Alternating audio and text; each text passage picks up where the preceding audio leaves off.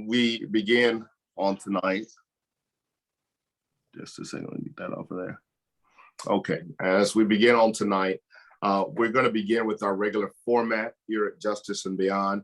We're going to begin with a word of prayer, as per usual, and then we'll begin with some opening remarks just about who Justice and Beyond is for those of you who do not know. And then we'll continue with our presentation. That'll go until about 6 o'clock. And then after that, we'll take some questions from our participants on tonight with any suggested actions that we want to take away from this moment, because we don't just want to have the conversation here. We want to move away from it and move the needle on some things and change policy as we can, and stand up and agitate when necessary in order to bring change. So that's going to be the way it's going to go down. And then we'll end at prayer around 6:30. So again, thank you everybody for joining us. Let's begin with a word of prayer as we ground ourselves in this work that we've been called to do. Remembering that one of our most priceless, for lack of a better word, assets to this community is our youth and our culture bearers. And we are very grateful for them, and we need to turn the tides of our city in a direction where we are investing more in our youth. So we're going to pray exactly for that as we continue to pray for peace. Oh God, our creator, our sovereign Lord, God of all, God, we don't have all the answers. If there's one thing that we can admit, we don't have all the answers, but God, we have hope. We have the desire to create change. Those who are on this call are passionate and are here because they believe that we can make a change, and they believe that they want to be a part of the change. So God, we ask that we would continue to elevate and amplify the voices of brown and Black people, that we would elevate our youth, that we would empower our youth, that we would restore a sense of pride and an understanding that all things are possible, and that their worth never should be discounted, and that we always want to change the narrative that our youth are all involved in criminal behavior. God, we thank you for our culture bearers. God, we know that this pandemic, though it's not been easy for anyone, it has been very hard for our culture bearers. But God, we say tonight that we are grateful for their investment in this city, for their contribution that is so often overlooked and not given the central place that it should in terms of how we support our culture bearers. So now, oh God, I thank you for the presenters that are here tonight, and ask that you would give them words that will give to us wisdom and knowledge and understanding. I ask all this in the name of Almighty God and my Lord and Savior, Jesus Christ. Amen. I want to introduce myself to all of you. My name is Pastor Gregory T. Manning. I am the pastor of Broadmoor Community Church, where no perfect people are allowed. I'm also one of the co-moderators of Justice and Beyond, along with Sylvia McKenzie and Trevor David Bryan II. And we are very, very grateful to be having this discussion on tonight. Justice and Beyond, of course, has been organizing for nearly 9 years, in which we are making sure that we promote justice and equity in this city. We're also promoting, as I said earlier, the creation of a reparations task force that will also establish a reparations fund that will begin to invest in those areas within our city that have been broken due to racist policies and discriminatory actions. And with that said, I want you to know that Justice and Beyond is not led by one or two people. It is led by our pillars. Pillars are organizations or individuals that have signed up to be a part of the leadership of Justice and Beyond. They have voluntarily said that they will be making a commitment to attend meetings and to be a part of the development. If your organization or you individually want to be a pillar, please, you can give that information to Brooke Randolph too, or to Elizabeth Soychak, Sylvia McKenzie, who are all pillars, to Arissa Saxer. Let us know. We could use you at Justice and Beyond to be a pillar. So with that said, we're going to go ahead and continue with our program on tonight. If you do not have your phone muted, please take the opportunity to do that at this time so that we don't have any distractive noise. Go ahead and mute your phone. You may even turn off your camera if you would like, so that when somebody is talking, you're not seen, but they are. Again, thank you for joining us tonight. We're going to continue with our this critical discussion. Let's see. I want to do this first because I'm going to let each of our panelists introduce themselves first, along with Bishop Thompson, who is joining us from the Episcopal Church. And we're so glad that he is here tonight, and we'll be talking about how reparations fits into this, and how the Episcopal Church can participate and collaborate in whatever they can do to support our efforts here. So I want to ask that first that each one of our panelists would introduce themselves, and then Miss Olatunji, I'm going to let Bishop Thompson. Bishop Thompson, are you here right now? Yes, I'm here. All right. I'm going to let you present real quick, and then your 5 minutes, if you would, sir. And then I'm going to have Miss Olatunji, Sister Olatunji, if you would, you're going to pick up after that because you're going to moderate this discussion. All right. Okay. Well, 5 minutes is probably way too much for me. I don't speak very long. But I'm Morris Thompson. I am the bishop of the Episcopal Diocese of Louisiana, which encompasses mostly the toe of the boot of Louisiana, Baton Rouge, and all the way up to Angola, and then New Orleans. We, I guess, about 10 years ago, reconfigured our racial reconciliation committee, and our basic work was to understand what it meant to be a privileged church, a church that was built upon many slave owners. And so we have benefited from all of that.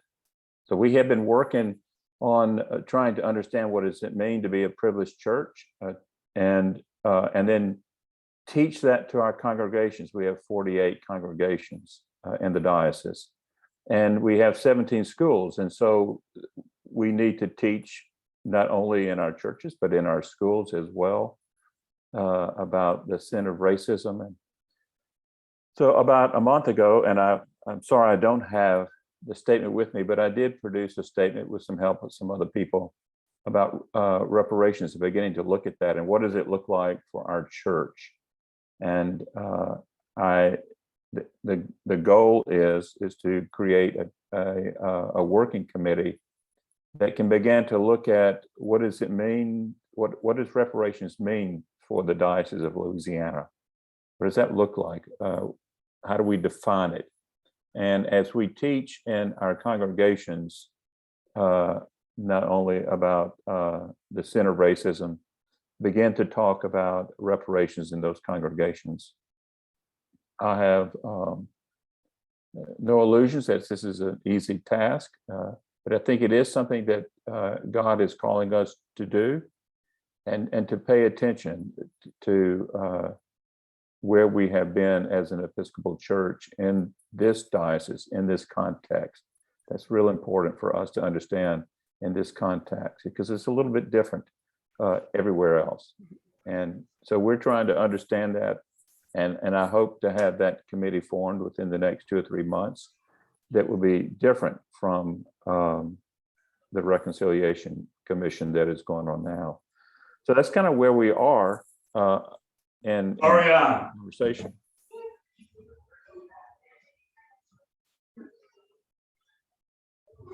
All right, thank you, Bishop, for that. Again, if everybody would please take the opportunity to mute their phones, I would greatly appreciate that. Bishop, thank you so much for that. And what we understand in this work around reparations is that your statement is very, very powerful and necessary for those to at least begin to acknowledge the place of privilege that people operate in, and especially our church bodies. And so we're very grateful for that. If you're able to stick around for the rest of our conversation tonight. Yes, I am. Okay. All right. Thank you so much, because I want you to jump in when you can to answer any more questions. Okay. Let me certainly, I'm sure people on this call will have some for you as we open it up to question and answer time around 6 o'clock.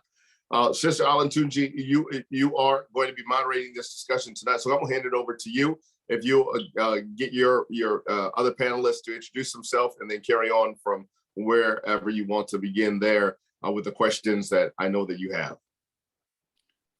Okay, well, thank you so much, Reverend Manning. I appreciate the invitation to moderate, to participate in this much needed panel discussion.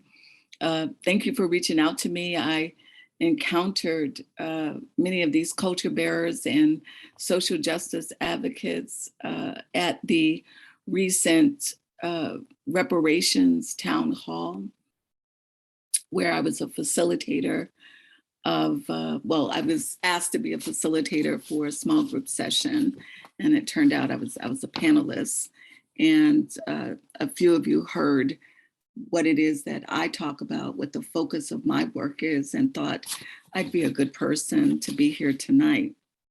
So my name is Dr. Cerisi West Olatunji, and I'm a faculty member at Xavier University of Louisiana. I normally teach in the counseling program, but I recently took a position at Xavier as director of the Center for Equity, Justice, and the Human Spirit. And as director of this center, I'm very much interested in crime prevention, where we engage in a lot of research in this area. We also have faculty, we commission faculty to engage in research with students and partnering with community residents to be able to talk about criminal justice, environmental justice, and educational justice. And I think all three of those are related to the topic at hand today. My particular area for research is trauma, with a focus on traumatic stress that incorporates a discussion of race-based trauma, of looking at disaster and trauma, pandemics as trauma, just about everything that I think fuels the discussion for tonight. So I'm really glad to be here. I'd like to allow the panelists to speak up. So I don't know who'd like to go first. Is Sunpipe Barnes, are you here?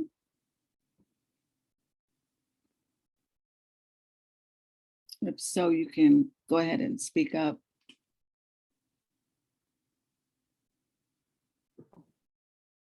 He's just arriving now.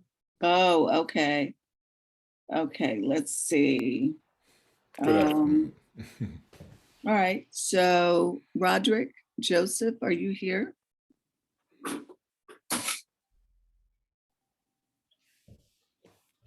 Let's see, well, we'll let Sunpipe Barnes catch his breath. Oh yeah, there's Roderick. How are you? I'm good. Sorry I'm late. I'm catching up on a lot of things. My two youth who I wanted to on the line, they actually backed out at the last minute too. So it's just us. So It's all part of the thank you work. for having me. Yeah. Yeah, it is. So I know you just are getting yourself together, and also Bruce Sunpipe Barnes is here as well as panelists. And so if either one of you have caught your breath, would you just take about 4 or 5 minutes to introduce yourselves. Well, I guess I beat him by at least 30 seconds cleanly, so I'll go first anyway. Yeah, I'm Bruce Sunpie Barnes. I'm a New Orleans resident. I'm the leader of a musicians band called Sunpie and the Louisiana Sunspots. We play blues, zydeco, Afro Creole, what I would call Afro Louisiana music, and been doing that for quite some time, about 35 years here in the city of New Orleans and around the world. And I'm also a member of the Black Men of Labor Social Aid and Pleasure Club for the past 19 years. I've been masking with the Northside Skull and Bone Gang for the past 22 years and have been the big chief of the Northside Skull and Bone Gang for the past 12 years. And, I'm a retired park ranger. I worked 31 years for the National Park Service. And so now, I'm just enjoying life and serious about being out on the battlefield, holding up the bloodstained banner and trying to help to, stand in the gap and have things happen in the best way that we can have, here in New Orleans around music, culture, and civil rights. And I'm a firm believer that New Orleans indigenous culture is our last greatest natural resource.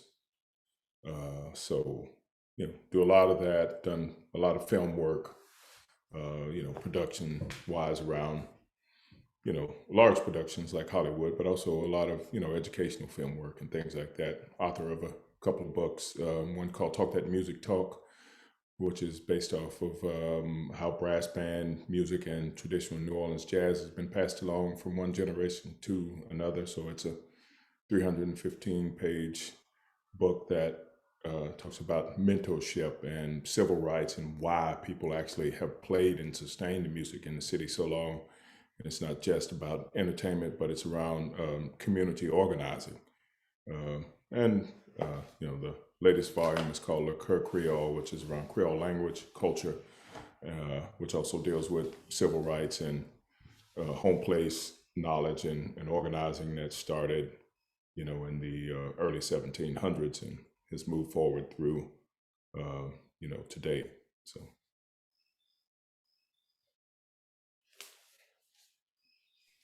So that's a couple of things I'm doing right now.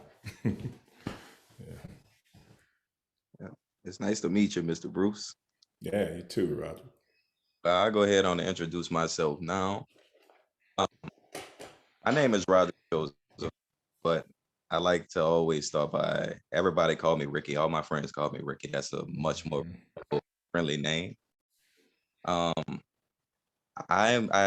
the founder and co-founder of the Level Up Campaign, which is a nonprofit organization that pretty much dedicates service to youth 14 to 24.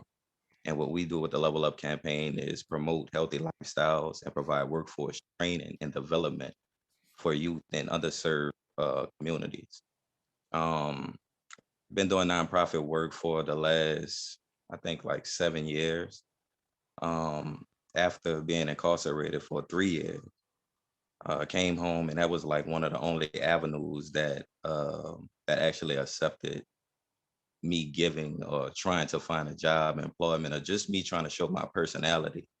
And I began to like it. And it grew from me being a hip hop artist and traveling to 22 different schools in the Southern region, where we promoted a motivational concert that involved theatrical performers, financial literacy coaches.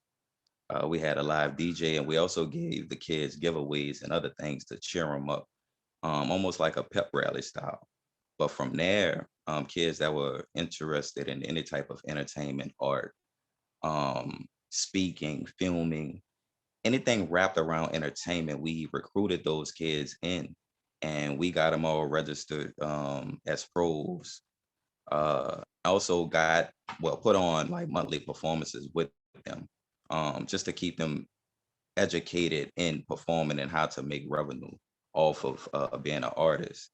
But for the last 30 months, the services has kind of expanded, and we now not only train the youth on workforce development, but we are active VOAD organization, which is voluntary organization active during disasters. So anytime disaster strikes such as COVID, hurricanes, tornadoes, the Level Up campaign activate with the youth to go ahead and collect surveys and find out what the community need in order to suffice through those times. And we have partnerships with the Department of Homeland Security, the Governor's Office of Homeland Security, and a few other departments here in New Orleans. And now the main thing pretty much we're focusing on is connecting those services for as the entertainment and everything we've been doing to address the mental health issues that's going on with our youth. We find literacy problems. Our kids have trouble reading and writing and understanding mathematics. So through entertainment right now, we just redefining social communications amongst them and giving them a way to feel, I guess, equal to what's going on in society and not being left behind, giving them something relatable that they can, not be left out. So that's a little bit about my history. We also started out of the Level Up campaign, an organization, well, a business called Save Our Youth NOLA. And that's all marketing where the kids can come in and get clientele to build up their portfolios, their resumes, and to just indulge in different careers and cultures around entertainment. Well, thank you. Thank you, Ricky, right, for introducing and also leading us into our first question. So thank you. So first question really is asking both of you, what do you think is the cause or the top causes for the increase in crime in the New Orleans area? Everybody's talking about it. But let's engage in a conversation about this. So what do you think are the top reasons why this is happening now? So either of you can start. I mean, I know the youth is like a driven factor behind this topic. And I deal directly with youth that I'm more than sure that participate in these activities. But doing surveys with the youth also, the youth, they're missing out on being youthful. That's the cry that I'm hearing. A lot of them have to be breadwinners in homes, and they have to be adults. And the parents in the homes are still learning how to be adults themselves.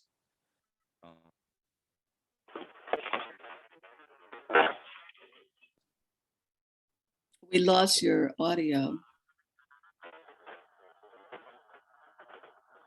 Yeah, Ricky, we can't hear you. Let me ask Elizabeth, you have Ricky's number, maybe to call him. I don't know if he's even still able to hear us. Yes, I'll text him.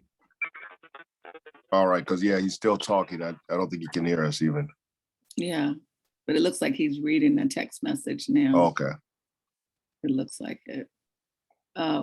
So while he's working on his audio, Can you hear? oh, I'm sorry. here he goes. There you go. All Well, right. all right, you missed the whole thing. No, but I was saying the youth, they're being deprived of their youth life. The surveys we've been taking, they're breadwinners of homes, and they have to be adults. They don't know what it takes to be an adult, honestly. The parents that's in the homes now don't fully know what it takes to be an adult. So all they see is their parents leaving out to go and provide money. Well, my mom needs to be gone. Why? Because she needs to have money to keep the lights on, to keep the water on, to keep a roof over our head in general. Then when it's time to do anything for the youth, and once again, this is something that they're saying, Well, my mom don't never have any spare money for me. My dad isn't around. My grandmother, I don't know her. So it leave them to engage in these activities. I was a youth myself, and I grew up in a single family home with 6 brothers. That's tough. I had, well, my mom, we had 5 or 6 friends apiece. So that's 30 male people in the home at one time. Different personalities, there's different things going on. But being in those groups, you understood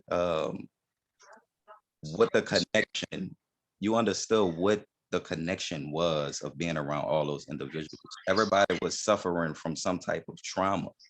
So when you got in those groups, all you were thinking about was, hey, we're gonna have fun, but what are we gonna do to bring something back home? We have brothers and sisters at home that we have to provide for.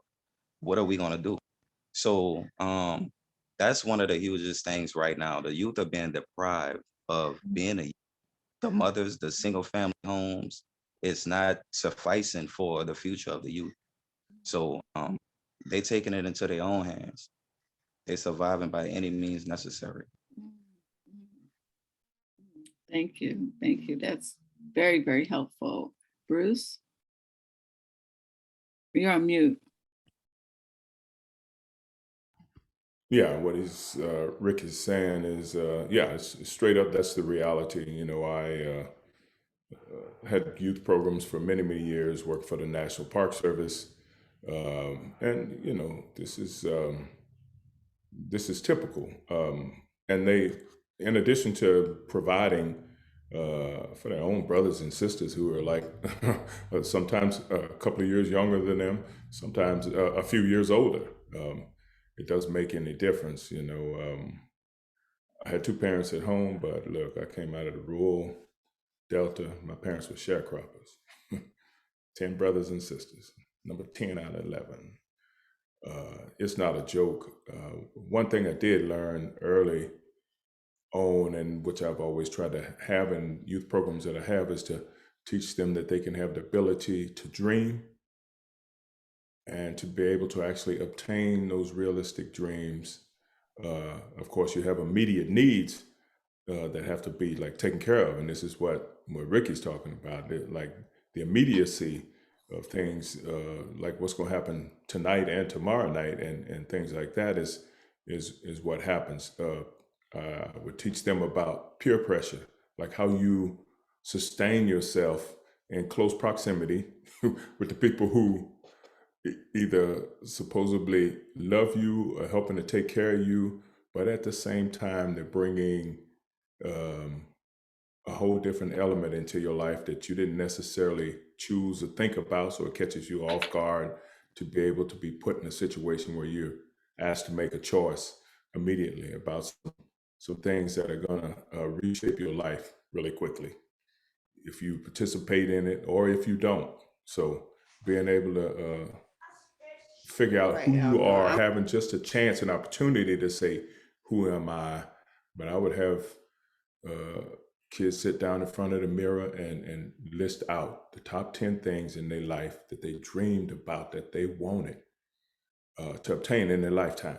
Realistic things, not just something you see on TV or on your phone or whatever. And then the top 10 things that they did not want to have in their lives that were negative things. And we would talk every Friday after we got through working. It was a youth program working at Armstrong Park at the time.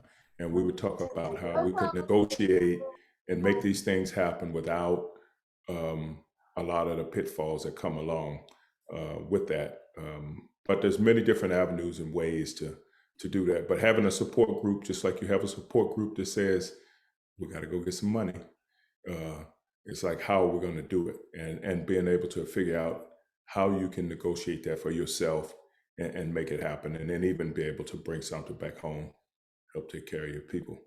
All of those things. And of course, I had music programs that put them directly into a mentorship programs with people who were plus 50 age musicians. So well-seasoned musicians who were playing and teaching music and teaching them not just how to play a horn or some drums or something like that, but how to have a actual lifestyle in music that they could have something that follow and eyes on the ground around the city that looked out for them and still look out for them today. Had my son in the program, had all kinds of kids from the city. I had kids from the Tano. I had kids from Metairie.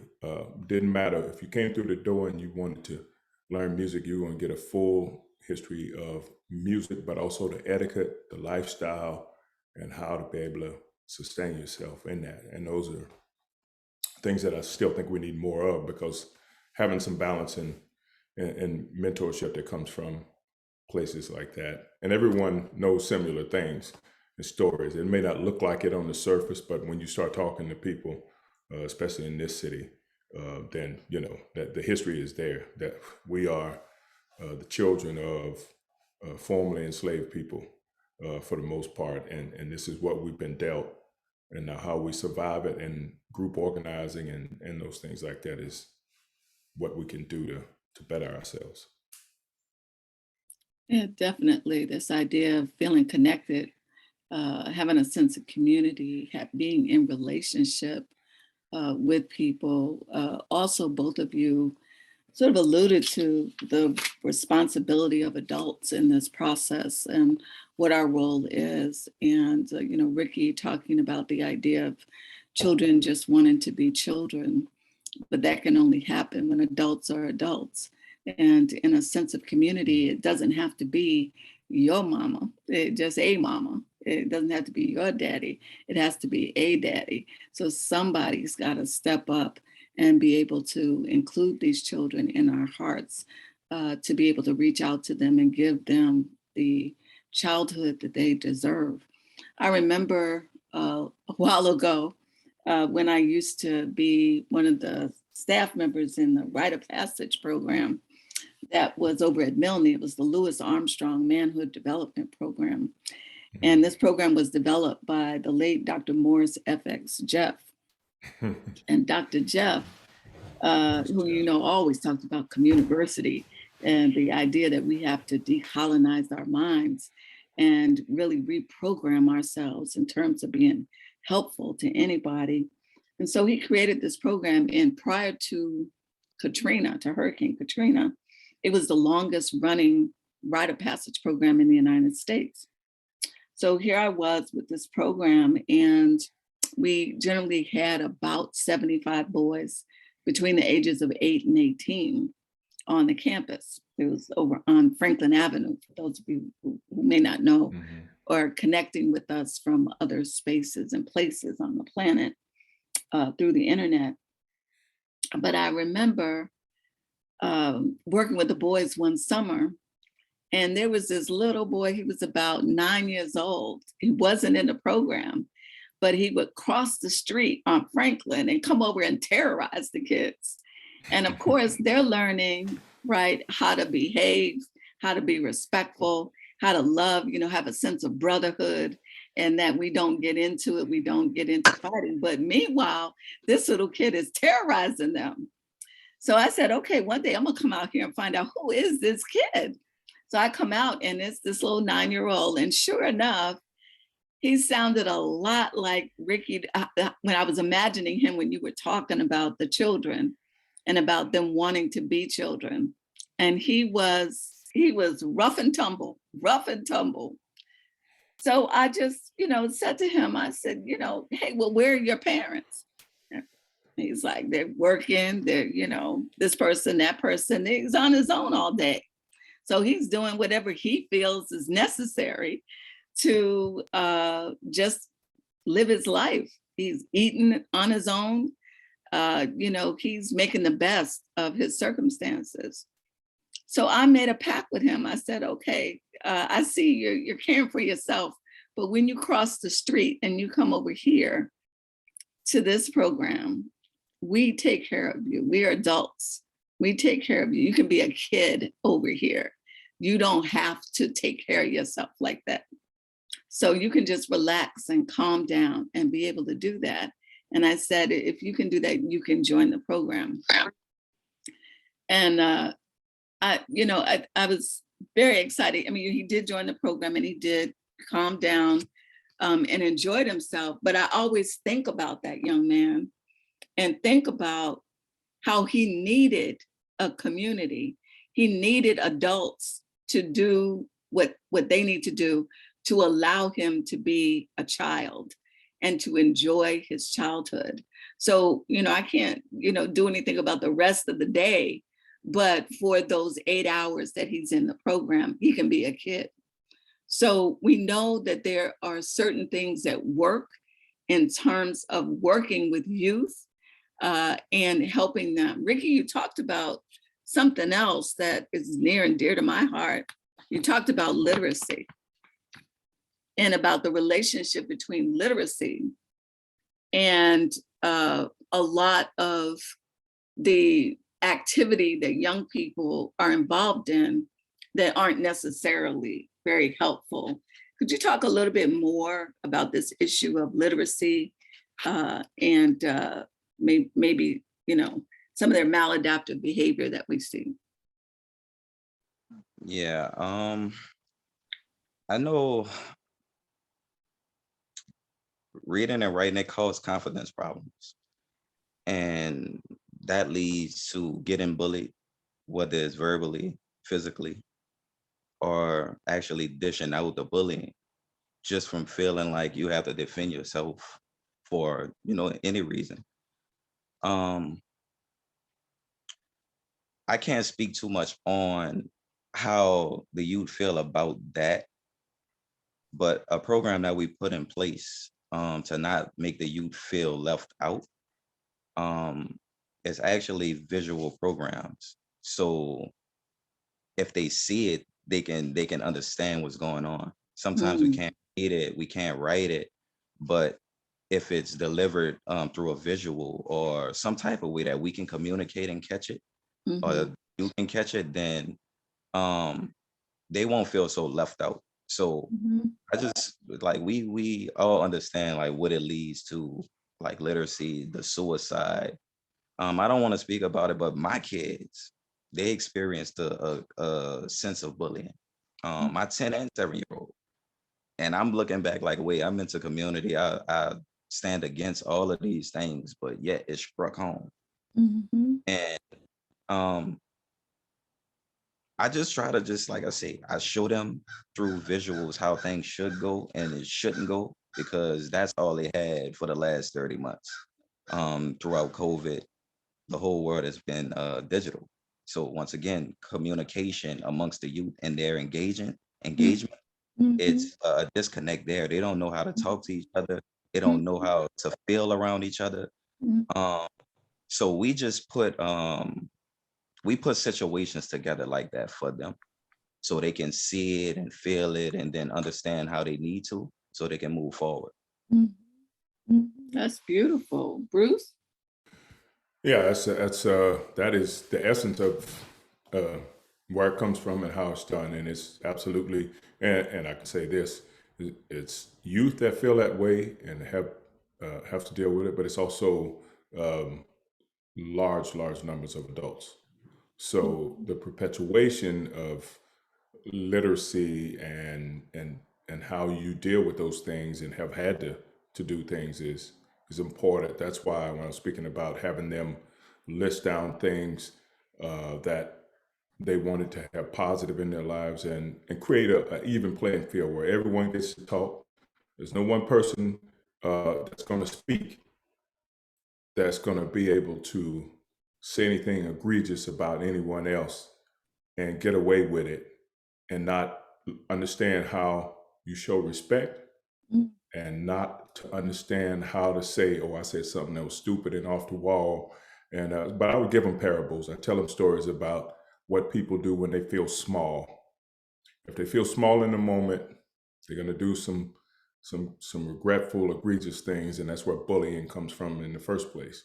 Someone feeling small in a particular moment, or just taking things out like that. But just leveling the playing field off with boys and girls, and having them understand that every Friday we're going to stop work at noon instead of working until 5 o'clock, because we're going to talk about life and how we can shape our own lives, how we can dream our own dreams, and take care of all of the issues, how we actually help each other be able to communicate. And so, we list out our questions or dreams that we had, and then talk about like what's the route to get to it. And there's some joking and things that's gonna go on now if depending on what you say. But on the serious side, we all learn to at the same time speak and critique and help each other. Because when you get to bounce that off of your own peers without having it be something that's gonna like embarrass you, or your first move is to get angry or do things like that, and you can actually talk about it in real peace and love, then they learn to understand that with your own mind and your thought process, you can negotiate your way through all sorts of things that didn't seem available before, and be able to incorporate this into your realistic dreams. And it was centered around work, and it was centered around music, and it was centered around culture. And I wanted them to understand, when you have opportunities to do things, when you get a chance to be in front of a camera, to make some music, if it's a film project, how to negotiate a contract, how to understand your rights, not to sign waiver forms. That's going to get rid of all your royalties, what your percentage of synchronization rights should be, mechanical rights should be, royalties, how you can put away some money to take a long range future, which is going to help you, your family, everybody else around you, just to get that started, and what it means. But there's many different avenues, but being able to negotiate and say, here's who I am, first to yourself, and this is what I want to be, and in fact, this is what I'm going to be. It's not instantaneous, where you get to understand that,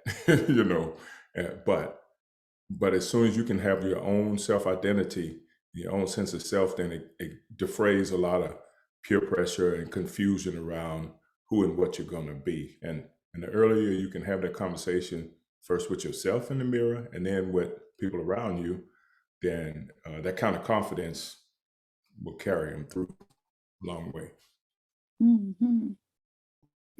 Absolutely. Leave him alone. Whatever make him comfortable. So I'm hearing a couple of things, and I was thinking about cultural transmission. So Ricky, one of the things you mentioned is literacy, and you brought up two aspects of that. So one is, oftentimes when people say literacy, they really mean reading. Can a person read? And that gets into things like standard American English, and so on. But the word you used was literacy, and I started thinking about that and the disconnect you said. So this idea of literacy being about people having the ability to express themselves, to give voice to their experiences. And what you seem to be saying is that without being connected, right, that they're not able to acquire this skill of literacy. And literacy is something that is intergenerational. So you need elders, you need people passing on cultural identity, accomplishments, like who are we? What have we done? Why do we have any worth? What is our worth on this planet as a people? Who are our heroes and sheroes, in understanding that? And that's where the music comes in. So you hear Bruce talking about using music to enhance cultural literacy with youth so that they have some idea of who they are. Everybody needs identity, right? Everybody needs to know who they are and how they differentiate from other people. And that's what the cultural literacy does. It provides people with that. So I hear you talking about that. Some examples that have been shared with me is a laundromat project in New York City where they're doing performance art, right? And right now I'm partnering with a performance art professor who's going to take some of the interview data and survey data that we picked up from Gert Town and they're going to perform it. We're just going to construct a scaffold and a stage, just like in the street, and just start performing to let people come and talk about their experiences. So we don't get an opportunity to do that. In a different context, that is the music that came out of New Orleans. Naturally, where the community is coming together, expressing themselves, letting people know how they feel about this, that, and the third, about how they're living their lives. So that is what's being lost. And sometimes we focus in on the words. Yes, people do need to know how to read, how to access information about COVID and so on. But it's complicated because schools aren't just schools. Schools are also places where children know that they're being inculcated into certain values that they're rejecting. So it's complicated to be able to say, go to school. You're asking them to do more than go to school. You're asking them to subject themselves, and many times to bullying. You talk about bullying. Bullying isn't just kid to kid. Sometimes it's teacher to kid. So, and they know that. So it's a complicated thing to talk about schooling and the experiences that they have. But Bruce, I want you to talk more about the music, because music, particularly in New Orleans, has been a healing salve to a particularly oppressive environment over generations. And the music here has kept us alive, has kept us sane in a very insane environment. So Bruce, could you talk a little bit more about what you think the role of the music is in helping youth? Well, you know, what you're saying is true. What the music is this, it's the way that we've been able to create our own medicine, to be able, you know, we couldn't afford to go and lay on a leather couch and talk about our problems, but we have them. We were born with it, and our parents were born with them, our grandparents and so forth, and on down the line, you know, back to Africa. And on the way over, and those that survived it, but we learned survival technique. And one of the main things that music does, and you know, there's many different ways to learn music, but the main thing I emphasized with the Music for All Ages program was that it's going to teach you to learn music by ear first. That is where you develop emotional intelligence to be able to have a conversation in a collective group, and then collective improvisation, where you get to express yourself in any way you want to within the context of what the conversation is.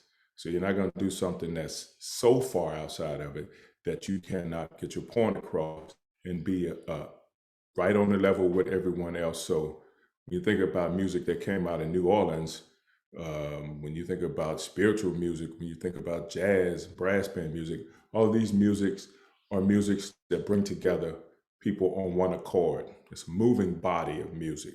It's not just the people playing the music. We don't play music to, you know, one of the most strangest things for New Orleanians and your musicians was this time period of COVID, playing music through the internet. But, you know, we learn to do it. But you're playing music for people dancing. And that conversation goes between the footwork that people are doing and back to you. But we know that this is a community thing. We know that this is how we organize civil rights here. It's how we soften the blow, not for people that we were protesting against, but for ourselves to be able to have a higher cause, a higher purpose, and that we could cut the conversation short and get on the same spiritual level. So it's that emotional intelligence that you are able to develop at a very, very young age. Because, you know, I had kids sitting in front of a trumpet player, like, for example, Lionel Ferber, who was 100 years old. They were 9. So he was teaching them music by that he had learned in 1924. This is just a few years ago. And they're getting to learn, sit right at his knee. And that's what I call a formal music education, or formal education is not the testing system that you get in the school. A formal education is when you create a relationship with someone where you're both giving the best of yourselves. You have someone that's that age trying to give you all the knowledge that they've ever known in their lives, which is going to be some collective of several hundred years of knowledge and intelligence. And then you take that, and in return, they're getting something out of it, just like you at the same time, but creating a formal relationship with that person, youth to older person, and then peers, creating their own formal education system among themselves so they can level off and they're okay with each other. So when they see each other on the street next week, 10 months from now, 50 years from now, 100 years from now, they got nothing but love. They're cool with each other, and they know how to play a funeral. They know what songs to play. They know how to dress. They know how to play a social event.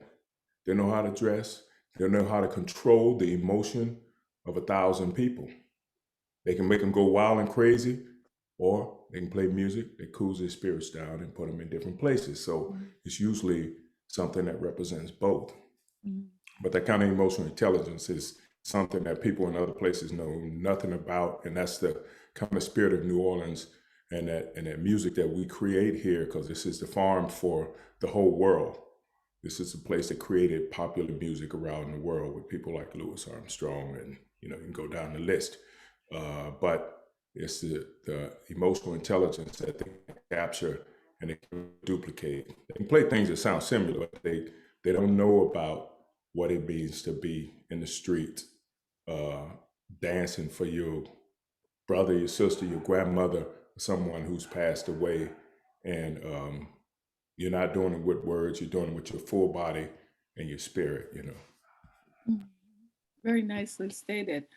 Excellent. So we talked a little bit about the elders. We talked about performance art and some of the things that have been done. There have also been some cities who've turned to alternative kinds of things, like you've heard about the use of playing classical European music and the blue lights. People have talked about that and so on. And then the use of bird songs and so on. So I wanted to offer a couple of things that are localized because we often look at things that are going on elsewhere and don't reach deep into our healing traits and our mechanisms for healing that are organic to our experience here. So one is the kitchen, cooking and the process of cooking.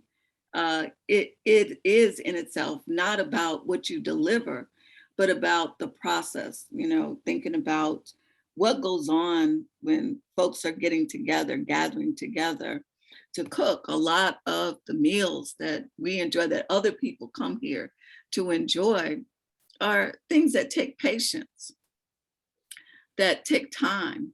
And what goes on when folks are learning how to do these things, those are natural places where culture is being passed on, where information is being passed on, where older people are telling younger people, how do you do this? How do you behave? What is the proper way of doing this? How do you manage problems in your life? Those are things that happen naturally.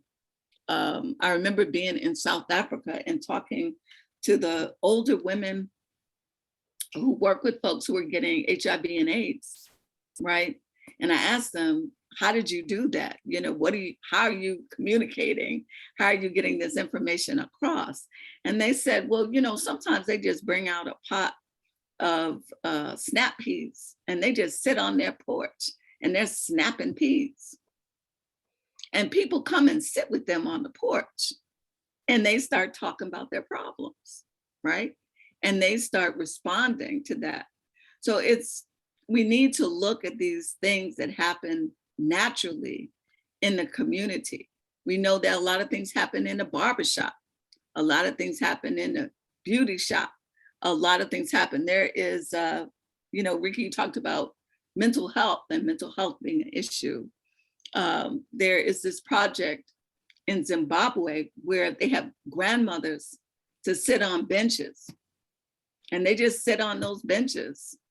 And folks come by and talk with them about the things that they're dealing with. And these grandmothers have been taught these basic listening skills that they can use, because folks are going to go to them before they're going to go to a mental health professional. So we definitely need to think about these alternative ways to lower crime that are natural New Orleans, and those things that people find recognizable to them. We're gonna open it up for some questions from the audience.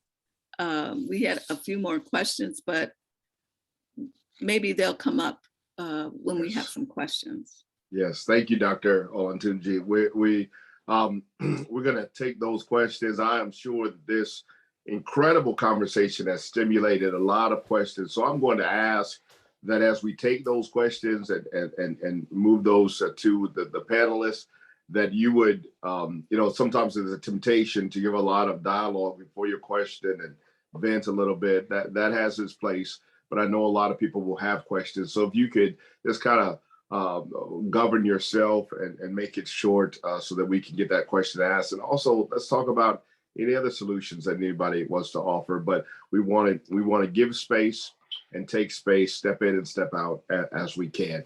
So let's agree to do that as we're here tonight. And Sylvia McKenzie generally takes the questions. If you have a question, please write it in the chat, or simply raise your hand by using the reaction button or typing in the chat that you have a question, and we'll come to you if you have a question for any of our panelists, or even Bishop Thompson, who has been so gracious in joining us tonight.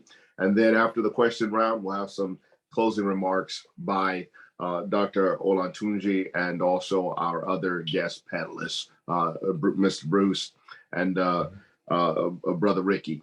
So let's take our first question. Co-moderator Sylvia McKenzie, is there a question?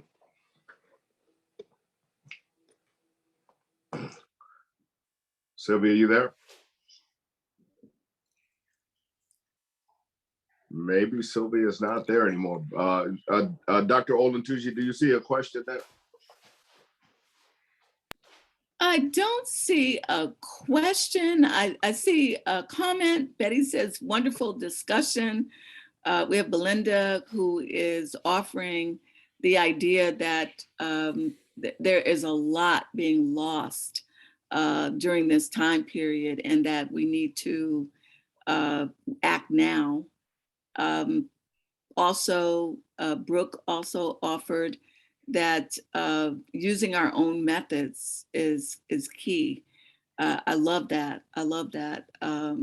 Yeah, that's what I'm proposing, is that we think about what comes naturally. There's a question from Bernard, from Ben. He says, is drumming at Congo Square on Sundays a part of that cultural education passed on to youth? I'll pass that on to Bruce.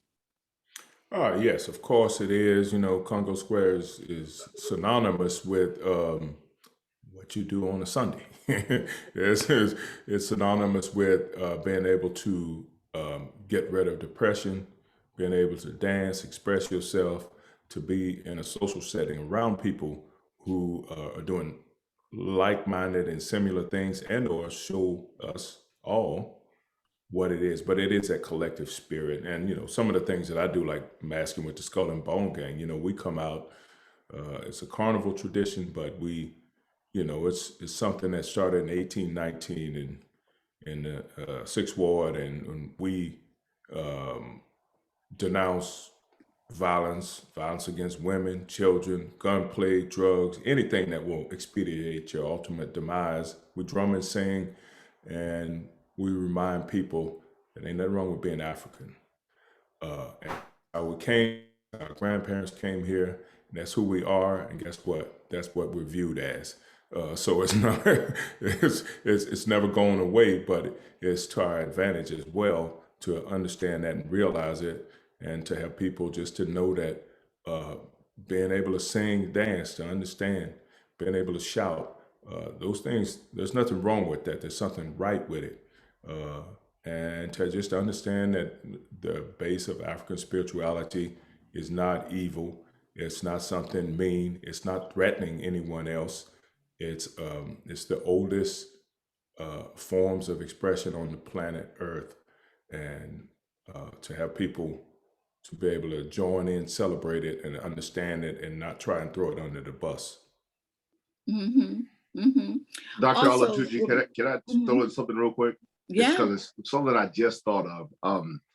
So often when we talk about that middle passage and our ancestors that were in the bottom of those ships coming over, I don't know, something just keeps, and I maybe others have thought about this before, but the spirit that was so unbreakable as they were transported, even in being shackled and not being able to move, and in that dark hole of the ship, I'm sure they found a beat and a rhythm on that wood as they were traveling. I'm sure that they were still singing, and I'm sure it just disrupted every person that was up on the deck. That while they were going, I'm sure if they were singing in the fields, they were singing as they were transported as well too. And that just gave me a peace right now as I thought about that, because the image portrayed often is just of starving skeletal ancestors who were too weak to do anything, but I'm sure they had enough strength to continue to sing and drum even as they were there in such horrible conditions. Mhm. Yeah, Reverend Manning, I think that's where spirituals came from in the first place. Mhm. And those songs were not songs that were written down. They were songs that people could get on one accord with and understand that they came from a higher place, and that the spirit of the Lord was going to see them through. And it was not without faith, but it kept them from going insane when they should have easily been able to do that. It kept them from, even if they passed away, they were able to pass on the spirit of who and what they were to the next generation, which is why we're all sitting here now. So that's why I was speaking about it. Those are things that we do with our Skull and Bone Gang. When we come out, we do something. Remember me, we don't forget who our parents, grandparents, our great grandparents were. We embody that whole feeling. The ones that we passed away this past year, and the ones that passed away 10,000 years ago, because that's how the Lord made us, Mhm. Mhm. and that's why we're here. Right. So we talk about this idea of emotional intelligence, but I would offer that in New Orleans, we have spiritual intelligence. Mm. So this idea of the richness, right, of our sense of peoplehood that was brought here. And to me, that is the value in thinking about Congo Square in answer to this question. It is the place where not only were we allowed to dance and to play music, we're allowed to speak our language. And language is so important in our brain's ability to process and to talk about what's happening. So here you get a people experiencing enslavement, and you got a group of people who are still in their right African minds, right? When other people were not allowed to think in their language, right? So you get that. So you get that continuity, even in thinking about what I don't hear anymore, but I used to hear, right? Back in the 90s, people still had grandmothers who were still speaking Creole. Mopali Creole. And the Creole has the African intonation in it. So it's like a cup in which the culture has been kept in that cup and passed on. But the problem is, without there being some understanding of what that is, and someone talking about that, of what that means, of who you are, and to be proud of that, it gets lost in the sauce. Mm.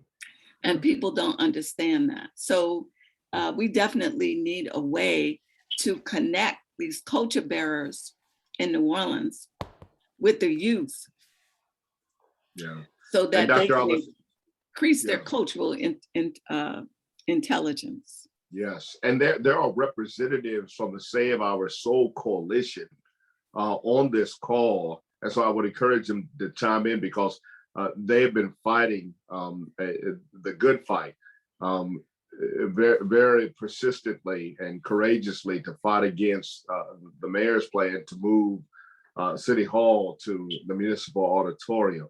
And there are some good plans in the works. So I'd love to hear their thoughts too on the importance of Congo Square. Mhm. So And I want to show you this book right here, which is the latest one I have out. It's called Le Coeur Creole. It's a book that I co-authored. It's about 128 pages, but it's on Creole language.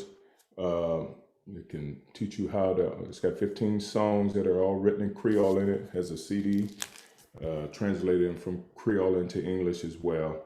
And the lead off song in there is a song I wrote for Juan San Malo. And San Malo, of course, was the leader of the Maroon Village that was outside of New Orleans. And, you know, he unfortunately was hung in front of St. Louis Cathedral on June 19th, 1784, 100 years before Juneteenth, of course, because he had freed so many enslaved people, men, women, and children. But this book is full of stories, has, you know, a lot of my own family stories in it. But, you know, it's a piece that people can read and check out, and I'm sure they'll find some of themselves in it, no matter where you're from. The Creole story and the language that derived from enslaved Africans here, you know, in this area is a piece that people would be remiss to miss. And there's a lot of confusion right now around commercialization, around foodways, around, you know, everything's called, you know, Acadian parishes, Cajun food, and all these things. And you know, that came really in the mid to late 70s. It didn't even exist before, but that's how you know, campaigns of commercialization and being able to rewrite history, of course, we know has happened so often here and tragically, and people follow it, you know. Mhm.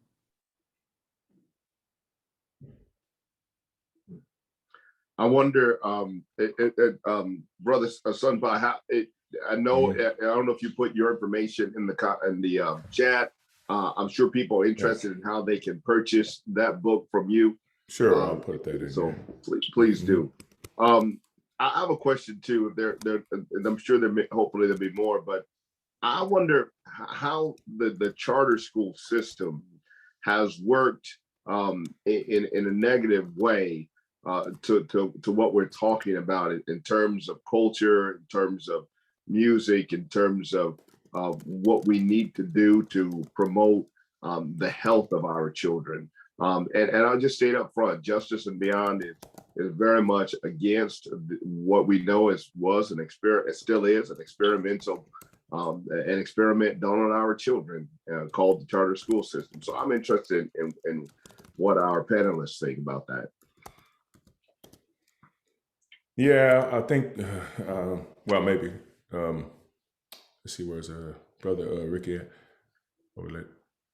He may be still there. I would say that a lot of the problems to me with it is how it was formed, and the fact that, like what happens all too often, a lot of people that weren't from here were brought in to take over the jobs and reorganize a school system where you had teachers that had been teaching for 20, 30, 40 years in New Orleans, and they were cast aside as if they didn't know what they were doing.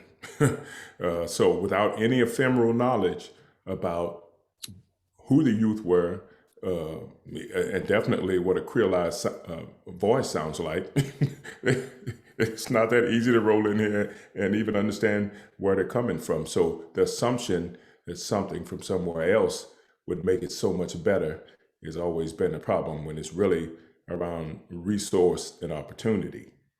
And, you know, our tax dollars go into these things so many different times and ways, but not having a good assessment of, you know, that testing system and all of the things that are driven in, like, what is good knowledge-based learning in the first place. Yeah, you know, a lot of it starts there. I'll let other people speak on that because I know we got some real straight up school teachers in this set right here. I can see that. They're leaning forward. Anybody else want to jump in there? Dr. Olatunji? Yeah, folks are commenting on it, and I know we have some educators. I know you're out there. I know who you are, and I'm sure that they could speak to that. A lot of it, and there are folks here who have been fighting that fight, and also aiding other cities where this idea, because they were really testing it out here in New Orleans to see if it would work, and trying to export it or duplicate it to other cities. I do want to just address some of these things in here because the questions are coming in fast and we got hands up and things like that. So I know that Alexis asked the question, how can young people be included at the table to provide their thoughts and experiences? And maybe Ricky is a good person to respond to that question. It has to be unstrategic for the youth to be there. It has to be exciting, almost event style. We all know the attention span don't stretch 5 minutes now. So we have to do something exciting to get them at the table. I had two of my youth was supposed to be online today. And they unfortunately were shot. And had other street related activities going on and changed from that activity a lifestyle. They promised to be here, but that's the youth. That's what they do, you know? So we have to, I guess, catch them when we can. They are always on the move. They act like they're always busy. Yeah, so there's no real conclusion to that. And the ones that we really, really need to catch is the ones who actually indulge in the crimes, and that's Did you just say they was shot? Yeah. Wow. And we sitting here having I think I'm in the wrong meeting. No. Well, you know, you're I definitely think in the she right said, meeting. I think Ricky said shy, right? No, shot. So you're Shot. saying Shot. that you're saying, Ricky, just to be clear, Shot. hold on, just Yeah. to be clear, Ricky, you're saying that the young people that you had presenting tonight were what stopped them from coming is that they were shot this evening? No, not shot this evening, but they can speak more on being in direct contact with those individuals and being under the pressures of the bullets and stuff like that. So they have a way better aspect. Okay, And they were shot in the past, is what you're saying. the beginning of 2021. Right, And wasn't supposed to make it. But they wanted to share a story, but a lot of the times what they do is they shy up with all of that information too, because they don't know how to express themselves. And plus a lot of the activity, even though they don't announce it, a lot of that stuff still be going on. So it's like they put themselves in harm's way. And they real fragile, they scared. And so anything exciting can get them put in one place. But if it looks like anything that got something to do with school, anything so strategic and organized, I don't think they'll want to do anything like that. Not the ones that I deal with. That's good information. knowledge, Let me catch some of these folks who had their hands up. Bethany, you had your hand up a long time ago, and I wanted to get back to you. And then we had a couple more hands up. So Bethany, did you still want to ask that question? I actually didn't have my hand up, but I would love for Queen Reese to be called on because she is an educator and an incredibly brilliant woman. So I will say, even though my hand wasn't up, I will pretend like Queen Reese's hand is me. All right, to you, Queen Reese. Yes, and my hand actually was up. I taught in the school system for 24.96 years.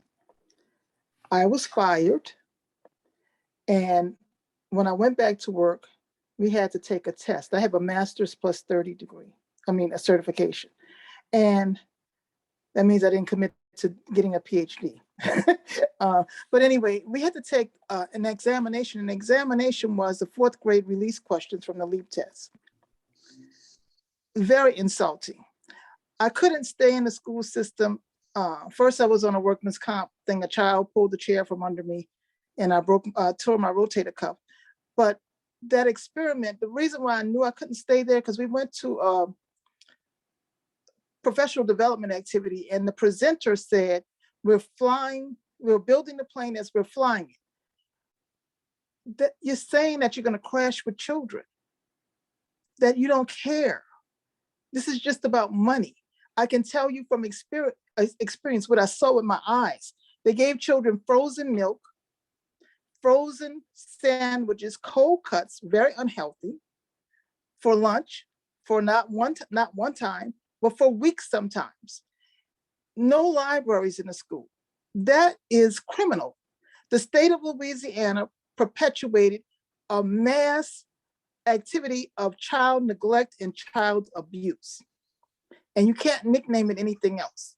To have young children in a school and not have access to books is criminal. And as someone else said, the culture divide is real. Just like the digital divide is real, the cultural divide is real.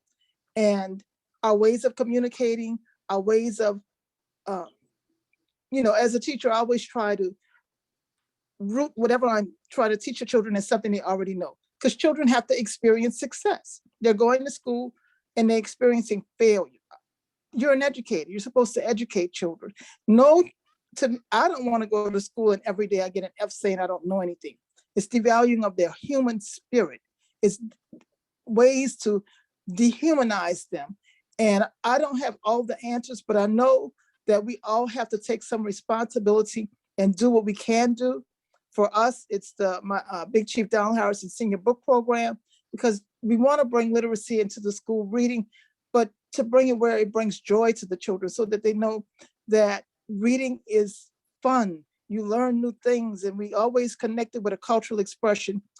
The Indians, a jazz band, a brass band, a storyteller, whatever, something that can suspend misery for them for a little while. But we each have to commit to do something. We really do. I agree. I agree. Thank you. Thank you so much. I think there was another hand up. And was it Brooke? Brooke, did you have your hand up? I did, but my question was attributed to somebody else and was answered. So that's great. But I think Sylvia had her hand up. I don't know.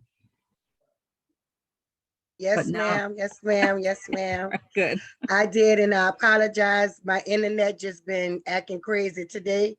So hopefully I don't go out on y'all again. But I thank y'all for really being here, because culture Creole, I am a Creole woman. I'm from the Creole generation, the 6th ward, the 7th ward, the 8th ward.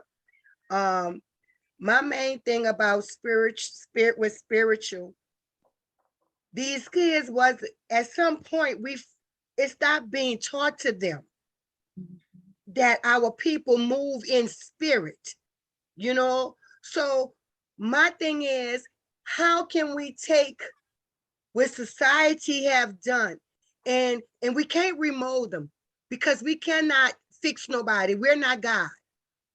But we have a mentor program, and 2 young people that belonged with us and still do with Justice and Beyond.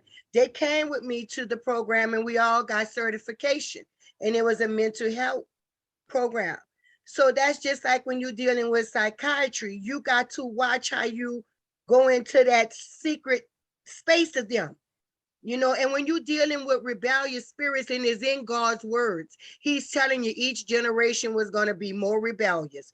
So we first got to go back to God and ask for forgiveness. And as we ask for forgiveness from God, God, please allow us to be the shepherd, to come back and try to reteach these children, but we cannot remold them. Only God can. So what I'm saying is, I'm glad this is taking place. But we do have a program offered, and Doctor, I'm so glad to see that you're on, and I would love to get more information from you and come to some programs. I don't care. It's time that we bring it back to the basics. Time is of essence. Right. So my question too is, what can we do as a people? So many organizations getting money, but the crime is still, like by me. Yesterday, 4 people were shot on Haynes and Bullard. That's always been a bad spot. Then we got the boys on 4-wheelers that drives around with the 9mm that's like assault rifles. Just yesterday, they held up traffic, even the public transportation. Where's the police? Where's the National Guard in the Black person community? So we really need to buckle down. And I'm with you. Please, whatever information, I would love to get with you and do more, because I've been in the goose all my life. And the children always found my house as safety net, and I welcome them in. So I love this, and I thank y'all. And thank you, Mr. Barnes, for being here again. And I'll pass it to Miss Belinda, who was anxiously with her hands up.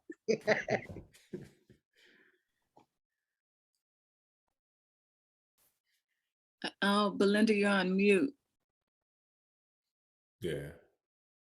Yeah, I'm sorry. You made me press enter before I finished typing my word, education. I wanted to say I also left teaching because it was not about educating our children.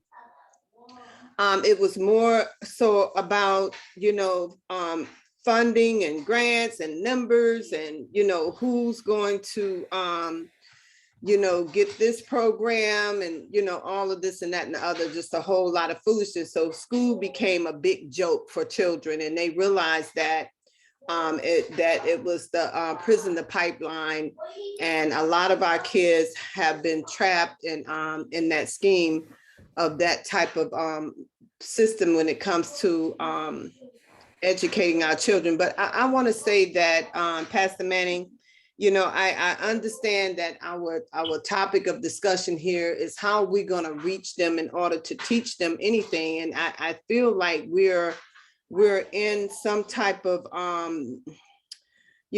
don't want shadow or a darkness or what, like Sylvia said about God and everything. But I do know this about God. I know that he's not going to come down and fix this problem for us, and, we can continue to stay on our knees. I have 8 children and 12, just had a new addition to my family, 12 grandchildren. And right now I have a junior high student, a high school student, and, grandkids throughout elementary. But the truth of the matter is that, we have good children, and, I would never say that there's any bad child, period. Because, the problem is that, we have failed them. We have failed them as a people, as leaders, we have failed them. And that's one of the things that I realized. So how are we going to fix that? Thank you. Thank you for that, Sister Belinda. And listen, we're going to turn now to closing remarks. Dr. Olatunji, from that you will lead us in with our panelists and making sure that they have given us information. And I just like to say this as we end. Look, we all must do what we can in our own platforms that we've been given, and also seek to elevate and do what we can to assist one another in their platforms that they've been given. And so it is all a community effort and a community work that we need to engage in. And I think we create peace one person at a time by how we talk to one another, how we choose to love one another, how we choose to empower each and every person. So, we're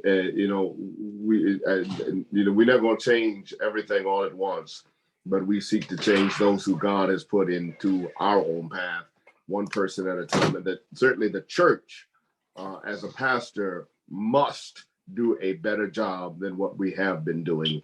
And I know we're trying to do as much as we can at Broadmoor Community Church. Dr. Olatunji, if you would lead us in wrapping this up with our panelists, who we're so grateful for tonight and their expertise, and not only that, the work that they've been doing and continue to do. Thank you, Reverend Manning. My closing comments are that the roof is on fire. it's time to do something. And I would ask that everybody who hears my voice tonight to dedicate yourself to do something once a day, something. If you are not able or not willing to reach out to be directly involved in the life of a youth, then support those who are. Help them to have the resources that they need to be able to work with those youth. If we could all just say every day, every single day, I'm going to do one thing that will make a difference for youth, then we can get something going. But it's going to take acts. It's going to take action. It's going to take behavior. We have to do something in order for it to change. So I didn't come tonight to contribute to the conversation about it only, but to also say we need to take action. I'll turn it over to Ricky. And I'm going to second that. And I just want to add one word to that. With being proactive, we have to be bold. We have to be courageous. And yeah, definitely what we're not doing today is harming someone else tomorrow. Maybe even you, maybe even you. So that's it. Thank you. Yeah. I guess I'm last, and yeah, I mean, you know, the main thing is what Ricky was saying, proactive. We can't sit back and watch. We have to go to them. It's like any good program. I mean, this city is full to the brim with nonprofits. It is full to the brim with all of these organizations of, you know, partnership, this, that, and the other. But real partnership means that you go to the people in the community that you want to be of some resource to. It's a selfless giving act. It's the art of giving, not, you know, can't be lip service or anything like that. It's just the art of giving. And one last thing that I'm doing, I'm just starting a new math talk program to be able to put mathematics on the ground in playgrounds in neighborhoods in New Orleans that teaches young people from very young age, from K through 12th grade really, but starting at that age to be able to understand everyday mathematics and how it's a constant part of their lives and how they can move into it. So we're developing ideas and going to find the right spaces to build that out. And this is an old program that was really started out with Robert Moses, the old civil rights leader, and his algebra project. His son, Omo, is taking the reins with this, and there are math talk projects here that are going to take place. They're in Boston, they're in New Jersey, California, in India, in Africa, and around the globe. So, but I thank everyone for their time to be able to be here, and I really appreciate the talk, and it's a good shot in the arm there. And that's the case. It's the same for us as it is for the youth, to know that you're not alone and that we are like-minded, and we all we might think of things a little bit differently, but we all the same people. Thank you, my brother. Thank you. Before I thank all of our panelists and our guest moderator, I wonder if Bishop Thompson is still on tonight, or if he had to leave. Bishop Thompson, you still here? No, he had to leave. Okay, I understand. Listen, Dr. Olatunji, thank you so much for moderating this discussion tonight. Incredible job. Just appreciate your spirit and your voice and all that you're doing, and just really hope to continue to see you at Justice and Beyond. So keep it on. We appreciate you. Ricky, we've seen you in action and at our reparations town hall, and we know of the work that you're doing out on the ground when responding to tornadoes and so forth, and how you are equipping those young people. So thank you for joining us, and continue to do the great work that you're doing, my brother. Mr. Bruce Sunpai, we just appreciate you so much, and for representing the culture bearers. This city would not be where it is any day of the week without our culture bearers and what you bring. And please, thank you so much for teaching our young people how to carry those traditions on so that our city continue to be healed by the spirit that we bring as the African ancestors of slaves, of the enslaved. And so thank you, thank you, thank you. We hope that you all continue to be a part of Justice and Beyond. Make sure your contact information is given to us and so that we can keep in touch. I'm going to call for any announcements that anybody has. I know that the SOS Coalition, the Save Our Soul Coalition, is having an event at Congo Square this weekend. And I would love if there are any representatives on from the SOS Coalition to talk a little bit about that. Do we have any representatives here? Hi, it's Bethany. And we really want to get the community to Congo Square 3 p.m. on Sunday, because there is so much that is still going on that we're still fighting. The fight is not over. And we really just want everybody there in solidarity, because this is going to be a very long fight. Every time we think we win something in the city council, something pops up in the city planning commission. The FEMA money has still not been accessed. The roof is not stabilized. And until we can get everything nailed down, we know that Congo Square's soul is absolutely in the hands of the mayor and the city council. And we have to drive that process. Thank you, Bethany, and thank you for the incredible work you do. Thank you for reminding us why it's the Save Our Soul Coalition, because the Save Our Soul Coalition believes that Congo Square is indeed the soul of the city, and we need to fight for it as we're used to fighting. We're going to keep on fighting. Is there any other announcements? Remember that Congo Square celebration and festival on Sunday at 3 o'clock. Please be there, show your support, pass on the word to other people, bring them along. Any other announcements that we have? Any other events coming up that we need to know about? Reverend Manning, can you tell people where you're going to be tomorrow morning? Absolutely. So tomorrow morning at 10 o'clock a.m., I am asking, and Justice and Beyond is asking, and we shall all be asking together, that you would be down at City Hall in order to make your voice heard.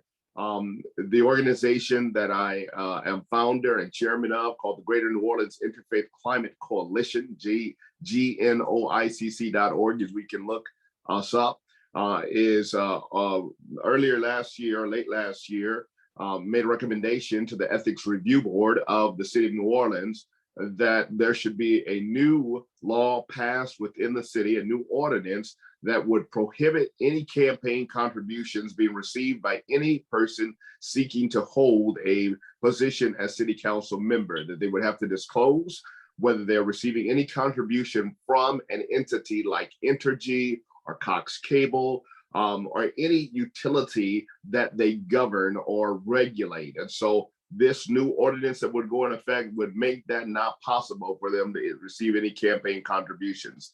So this is a historic moment, a necessary moment in order to protect those in the city of New Orleans from entities that would regulate the regulator.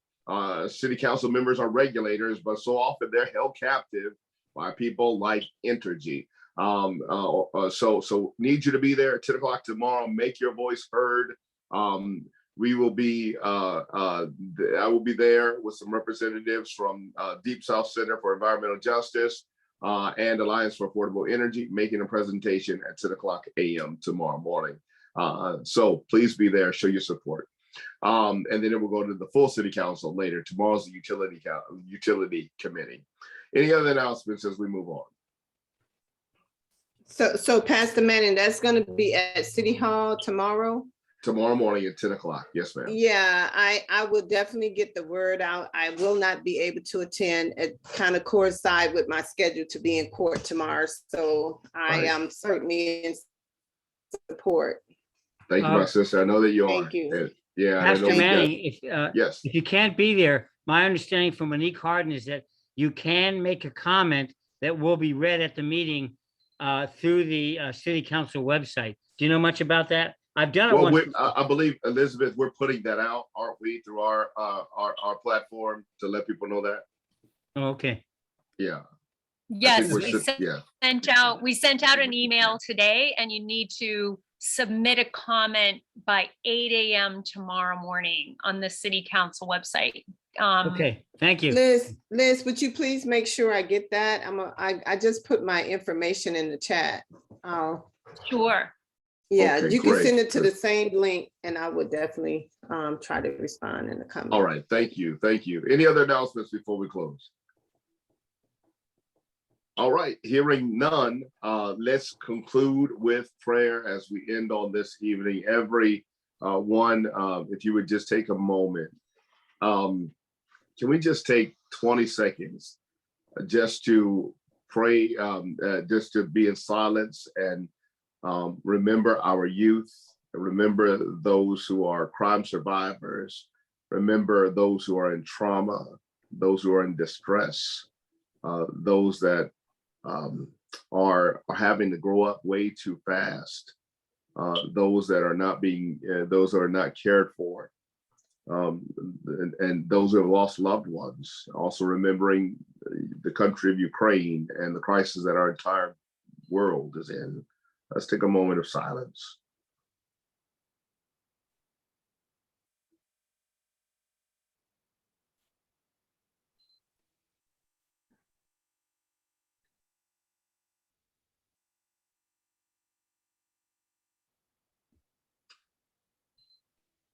Oh God, remind us that no matter what seeks to separate us, that we are strong, that we are resilient, that we are courageous, and that we are survivors, that we represent greatness, oh God. Let us never be discouraged. Let us never be derailed or disenchanted or believing that what is before us is unconquerable.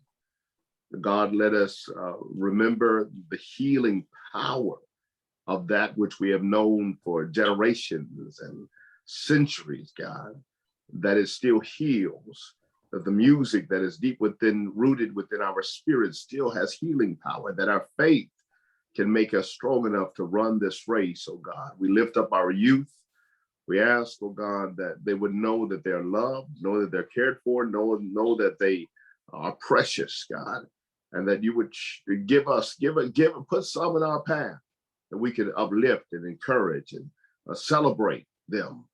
God, we pray that you would give us a greater awareness of our culture bearers, that we would support them in whatever way we can, and that we would continue to celebrate together, even at Congo Square, that we would dance, that we would sing, that we would drum, that we would just hug and embrace one another and take pride in who we are.